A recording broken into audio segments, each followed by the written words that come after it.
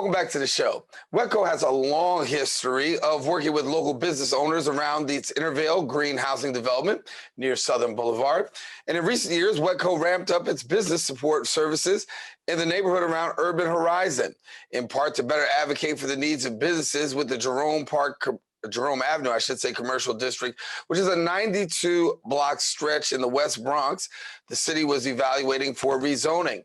And joining us to share a little bit more of the details, we're pleased to have the Senior Program Manager at WHEDco, Marco Castro. And Marco, glad to have you here. Thank you, Darren. Thank you for having me on your show today. Hey, glad to have you talking about a very important issue. When we talk about business in the South Bronx, I think that a lot of people can say, listen, Bronx businesses have had their set of challenges prior to COVID. And now with COVID, there's some additional challenges. But give us a little bit of the landscape of where we were with Bronx businesses prior to COVID and the struggles that they were having. Sure. I mean, well, a lot of it comes from the disinvestment that happened historically from the 60s, 70s, and 80s that has had a long legacy in the Bronx at sort of downplaying or maybe hurting the economic status both for residents as well as the local small businesses. And then within the last decade, the Bronx was growing, it was starting to thrive, but there were still these challenges that were happening. Some of them were happening through additional political forces, including real estate speculation. So we have all seen how so many big development constructions have been spurring up across different neighborhoods across the Bronx.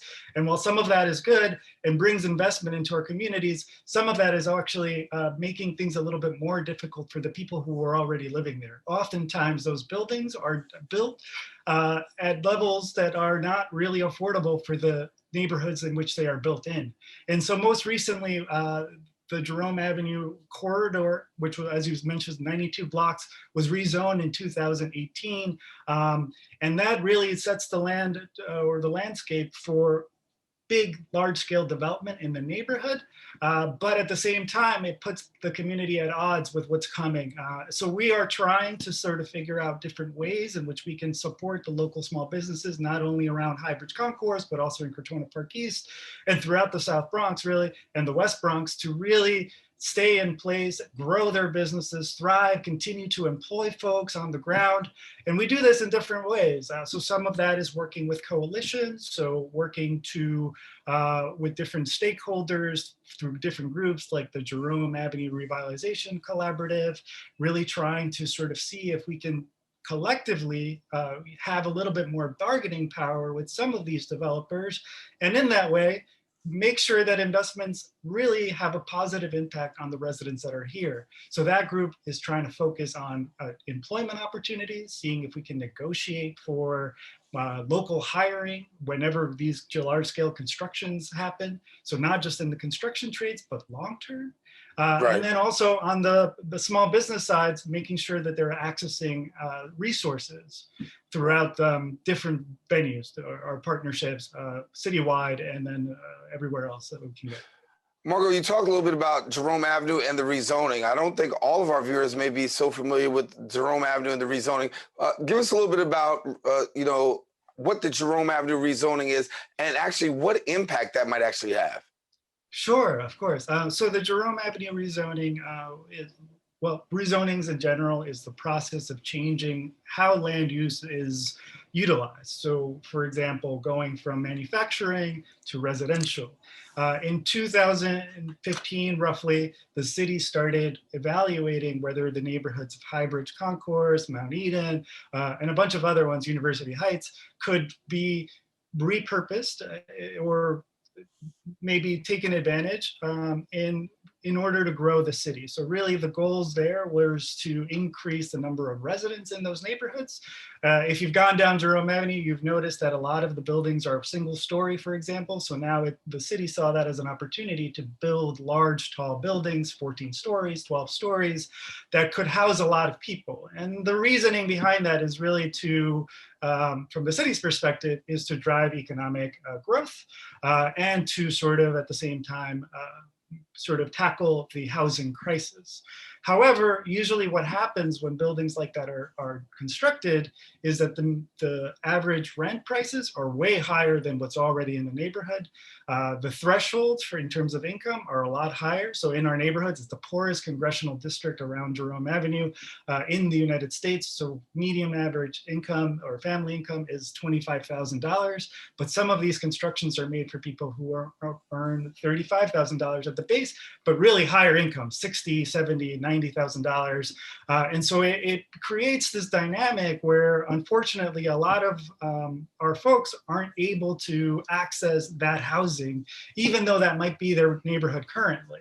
And so, we argue that there are better ways to invest in communities, investing directly in services for the local community, workforce development, for example, local businesses, making sure that they have all the tools and resources that they can access in order to survive and grow and thrive and get out of that economic situation that they were in the past and move forward with to support their families and the future of the Bronx. And you use that key word, access. You talked about helping actually people have access to housing. I know also on the business front that you're very instrumental in helping out with access to grants and loans. Share with us a little bit of how you've been able to really bridge that gap for business owners, particularly during a time like the pandemic.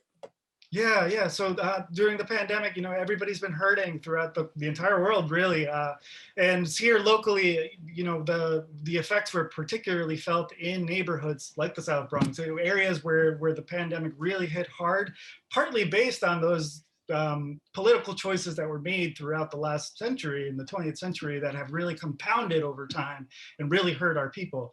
And so what we've been trying to do is try to get the word out to as many folks about different opportunities, whether it be loans, whether it be grants, but then go beyond that and actually helping people walk through these applications, get all their paperwork in a row. And if it's not something that we do, we try to find the right partner so that we can connect people to that help, to that access. Our business owners are hurting. They don't have enough time to really even manage their own business and deal with their family life. A lot of them have children that were home from school because of remote learning. And so that kind of created additional conflicts for them.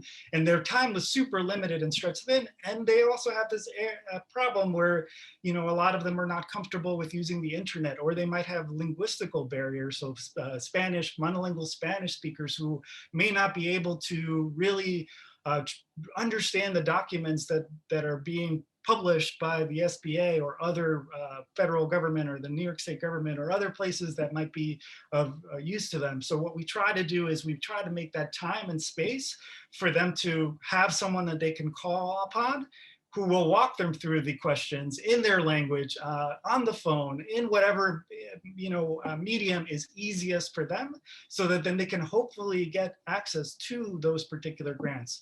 So, for example, the PPP loan, unfortunately, only 7% of South Bronx businesses have received funding through PPP, and all the 50 businesses that we've talked to that have received it from our different neighborhoods have received very little money. And so we're trying to figure out different ways in which we can get more folks on board to be able to get that funding.